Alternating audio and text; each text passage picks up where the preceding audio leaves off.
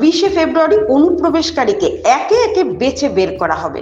BJP আসামকে অনুপ্রবেশকারী থেকে মুক্ত করবে। প্রতিজন অনুপ্রবেশকারীকে ধরে তার দেশে নির্বাসিত করা হবে।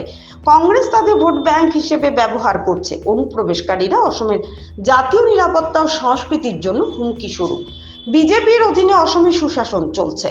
জনগণকে বিজেপিকে আরো 5 বছর দেওয়ার প্রয়োজন। শুক্রবার ভারত বাংলাদেশ আন্তর্জাতিক সীমান্তে কাছাড় জেলার নাথানপুরে 6,839 কোটি টাকার ভাইব্রেন্ট ভিলেজ প্রোগ্রাম 2 প্রকল্পের উদ্বোধন করে জনসভায় একথাগুলো বলেন কেন্দ্রীয় স্বরাষ্ট্র ও সমবায় মন্ত্রী অমিত শাহ। তিনি বলেন, ক্ষমতায় এলে বিজেপির প্রথম কাজ হবে আসামকে অনুপ্রবেশকারী মুক্ত করা। আমরা 2026 সালে আবার ক্ষমতায় আসব এবং আমাদের প্রথম কাজ হবে কেবল অবৈধ অনুপ্রবেশকারী রোধ করা নয়, বরং বর্তমানে রাজ্যের মধ্যে থাকা অবৈধ অনুপ্রবেশকারী বহিষ্কার করা। তিনি কংগ্রেস সরকারকে অনুপ্রবেশকারীদের বিরুদ্ধে ব্যবস্থা নেওয়া থেকে বিরত থাকার অভিযোগ করে, বরং অভিবাসীদের লালন পালনের অভিযোগ করেন। তিনি আত্মবিশ্বাসী যে দল 2026 সালে বিধানসভা নির্বাচনে জয়লাভ করবে। স্বরাষ্ট্রমন্ত্রী অমিত শাহ বলেন, আসাম দীর্ঘদিন ধরে অনুপ্রবেশকারী সমস্যায় ভুগছে। পূর্ববর্তী কংগ্রেস সরকার সীমান্ত সুরক্ষিত করার জন্য দৃঢ় পদক্ষেপ নেয়নি। বর্তমান সরকার সীমান্ত নিরাপত্তা জোরদার করে অনুপ্রবেশ রোধে ব্যবস্থা নিয়েছে। অভিবাসীদের চিহ্নিত করা হবে এবং আইন অনুসারে তাদের বিরুদ্ধে ব্যবস্থা নেওয়া হবে। हजारों की संख्या में आए हुए बराक वैली के मेरे प्यारे भाइयों बहनों को मेरा नमस्कार। राम राम की शुरुआत हो रही और वाइब्रेंट विलेज के माध्यम से हमारे सीमांत गांव के अंदर भारत के सभी गांव जितनी ही सुविधा करने का प्रयास और शुरुआत हमारे नरेंद्र मोदी जी ने किया। पूरे बराक वैली के और असम के सीमांत जिलों में हर गांव के अंदर सभी प्रकार की सुविधाएं बनाने का काम नरेंद्र मोदी जी वाइब्रेंट विलेज के माध्यम से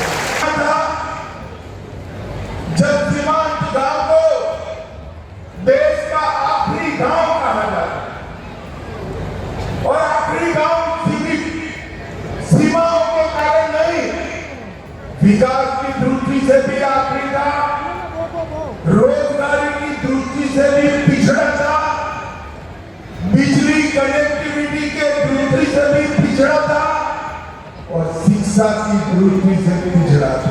इसलिए वाइब्रेंट विलेज 1 कार्यक्रम में तय किया कि हर सीमा पर आया हुआ गांव आखिरी गांव नहीं है, भारत का पहला गांव है, भारत का पहला।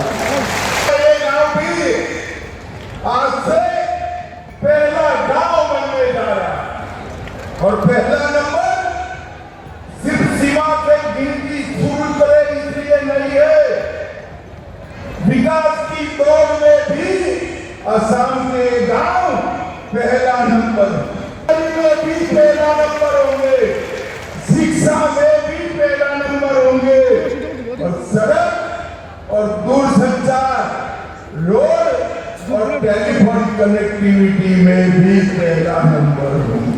पहचान है पहले गांव की, वो हमें देने का काम भारत के प्रधानमंत्री और हमारे लोकप्रिय नेता नरेंद्र मोदी जी ने दी है। बराक वैली वालों एक बार मोदी जी के लिए जरा जोर से ताली बजाइए जरा।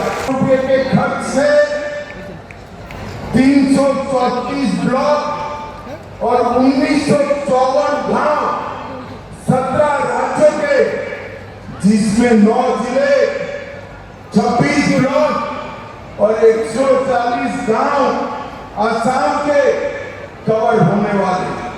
140 गांव में पूरी सुविधा भारत के हर गांव जैसी होगी।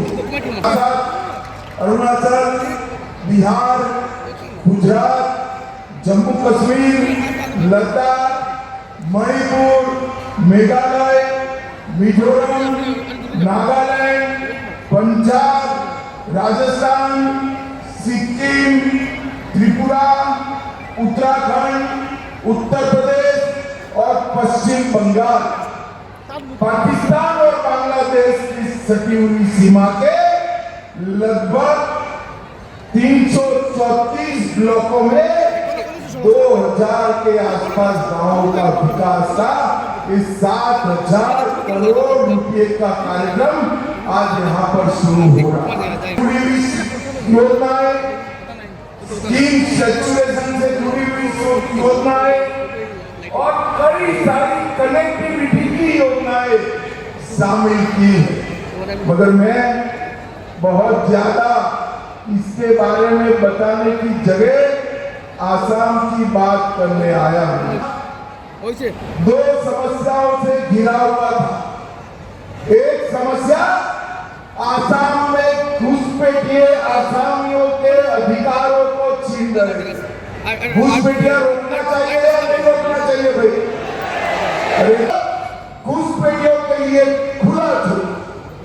घुसपैठिए आसाम में घुसते गए, आसाम के युवा की रोजगारी, गरीब का अनाज और गांव की भूमि छीनकर यहाँ पर जनसांख्यिकी परिवर्तन करने का प्रयास चला। 10 साल पहले भारतीय जनता पार्टी की सरकार बनाने की शुरुआत की और हमने सबसे पहले 5 साल में काम किया, घुसपैठ को रोकने का काम किया, रोकने का। पिछले 5 साल में हमारे हेमंत विश्व शर्मा ने घुसपैठियों की कब्जाई हुई लाखों बीघा जमीन को खाली कराकर घुसपैठियों को हटा। अब चुनाव आ रहा है, एक बार यहाँ पर भारतीय जनता पार्टी की सरकार बनाइए। मैं आपको वादा कर जाता हूँ, कांग्रेस के शासन में घुसे हुए एक घुसपैठिए को चुन चुन कर वापिस भेजने का काम हम सालों तक शासन किया, मगर आसाम के विकास के लिए कुछ नहीं।